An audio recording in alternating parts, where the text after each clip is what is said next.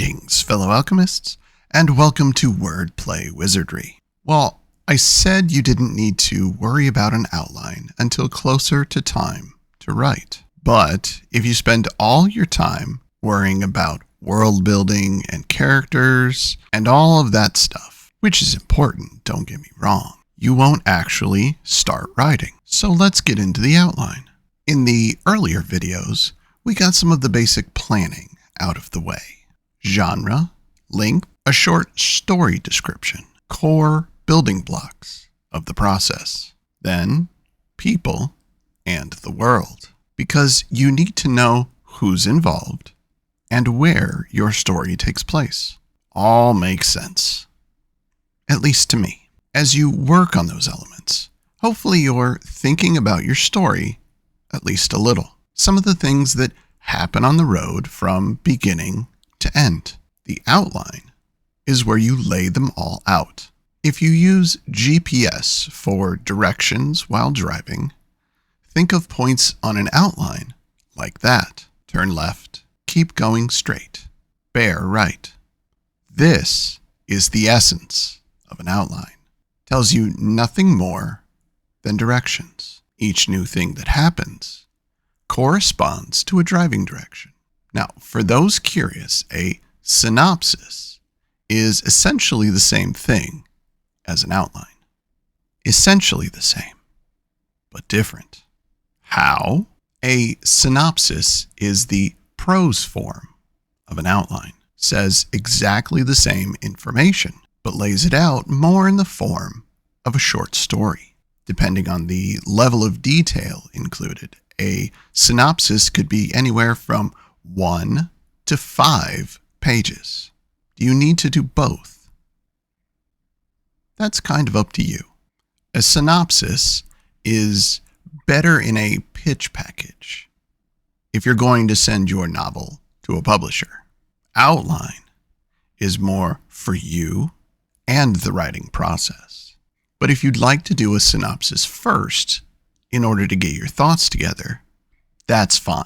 Now, I will point out there is going to be more information here than just discussing the outline, so I want to prepare you.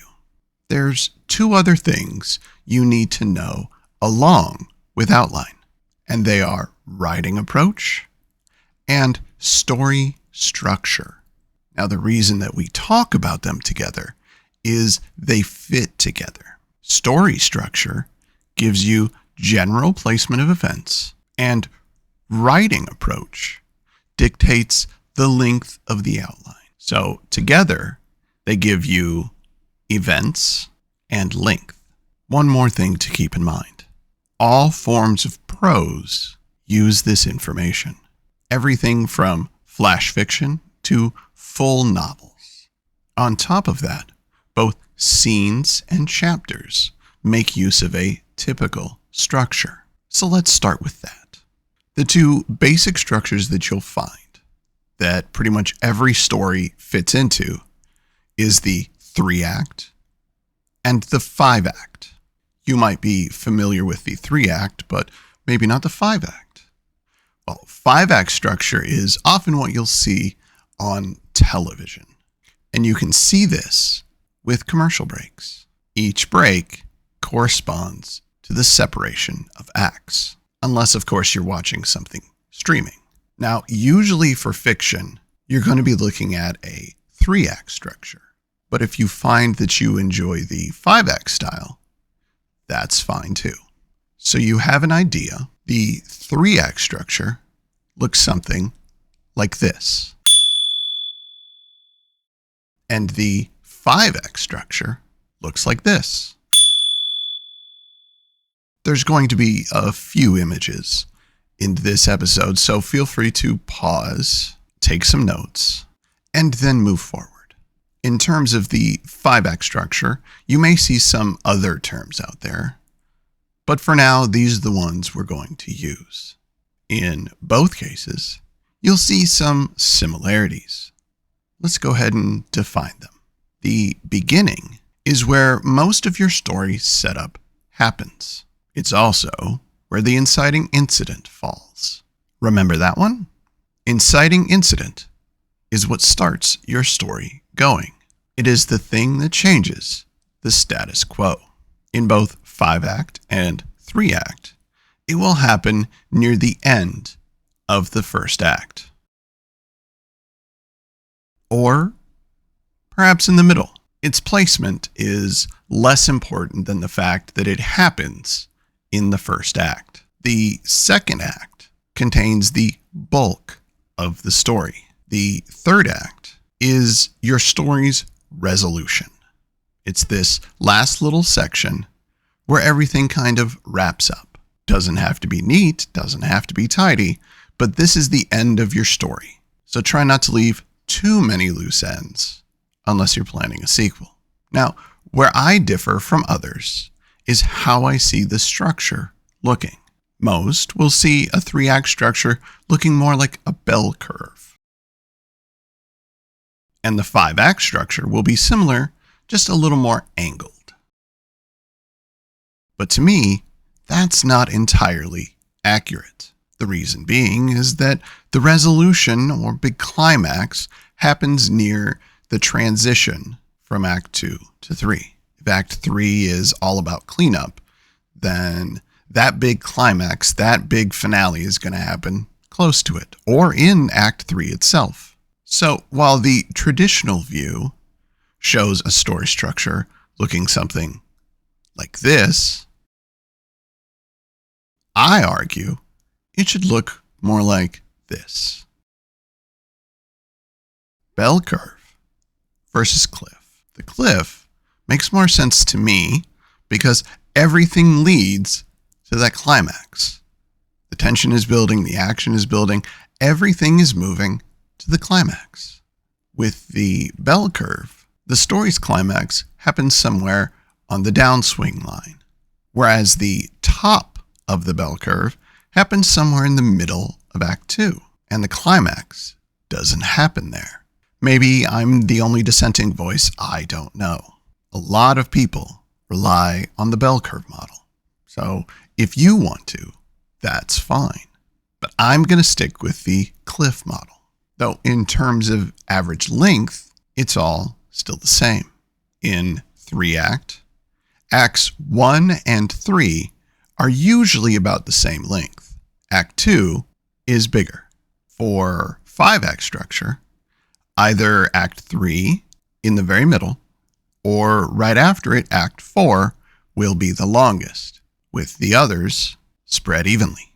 Now, I do want to say that probably from here on out, the majority of my advice is going to be for 3-act structure. This is more traditional for fiction and more widely accepted. However, I did want you to be aware of the 5-act structure, just in case that seems more your style. If there's interest, I can do a video breaking down the differences between the two. But back to our journey. Now that you have a structure, you can see how everything fits into it. Beginning, middle, end. And as I said, both scenes and chapters make use of this structure style. Beginning, middle, end.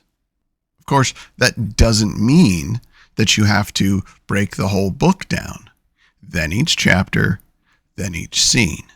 All this means is that aspects of storytelling mirror each other. Characters in a room. Second character enters. 2 have a discussion. 1 character leaves.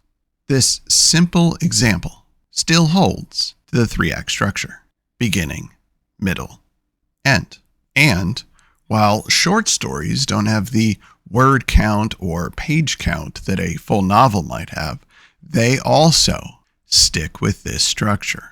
H.P. Lovecraft is famous for writing short stories, and they all follow this structure. Whether you use 5-act or the traditional 3-act, it's in your best interest to follow it as well, regardless of length. Additionally, nonfiction uses this style. Act 1 is the introduction, Act 2 is the bulk of the story, and Act 3 is the conclusion. The only story style that doesn't utilize the structure format is poetry, at least not in the traditional sense, because poems are so short, with the exception of long-form poems like what Poe wrote. They follow different rules. Long-form poetry tells a tale, and therefore has the three-act structure. If you notice, Edgar Allan Poe's long-form poetry follows this. There is a beginning, an introduction, a main body, and a conclusion. Shorter poems use the rules of that type of poetry, but more on that when we get to poetry. So with a basic structure in place, now it's time to decide what approach you'll take. And there's two primary pathways. They are referred to as the planner and the pantser. Do you plan everything out? Or do you take your story a little more free form? Fly by the seat of your pants, as it were. Planners will have far more points on their outline. Pantsers have far fewer, the absolute bare bones. And each has their challenges. Planners have to figure out as many story beats as possible. Pantsers have to be able to fill in those large gaps. Let the story do the talking. What are story beats?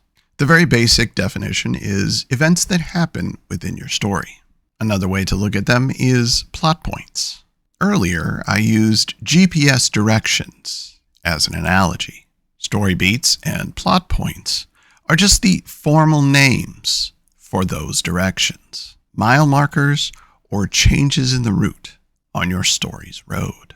Now, if this is your first novel or story, I might suggest starting with the planner approach. It's a good safety net, just in case you start drawing blanks. However, if you find that the story flows a little more easily, you can switch to the pantser approach. Boils down to getting through Act 1, and then let the story do the talking.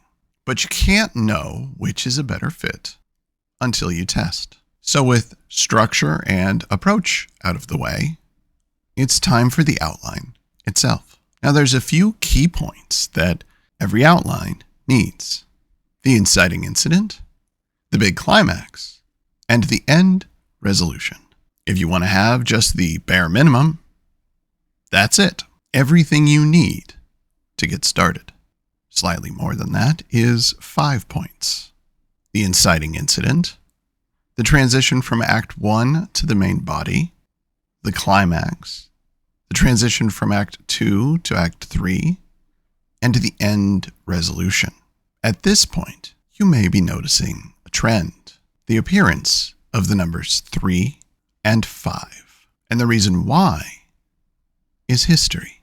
Greek plays were often 3 acts, and the 3-act structure goes all the way back to Aristotle, who outlined the story narrative to have 3 main parts: the beginning, the middle, and the end.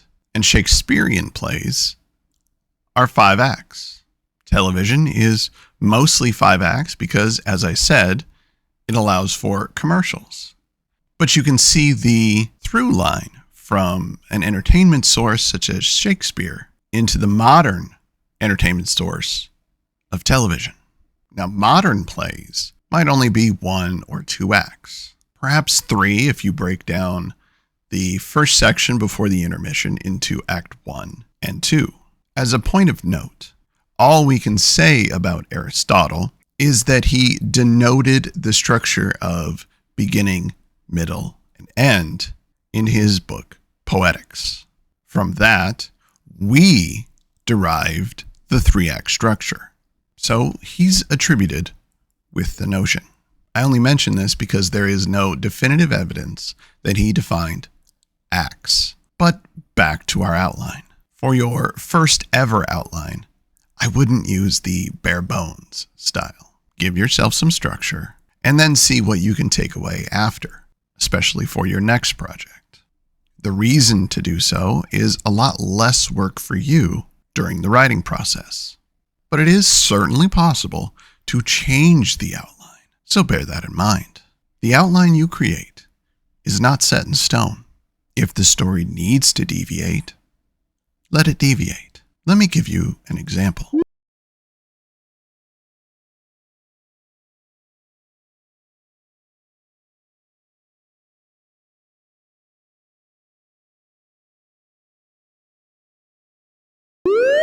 This is the original outline for my novel, Hijackers.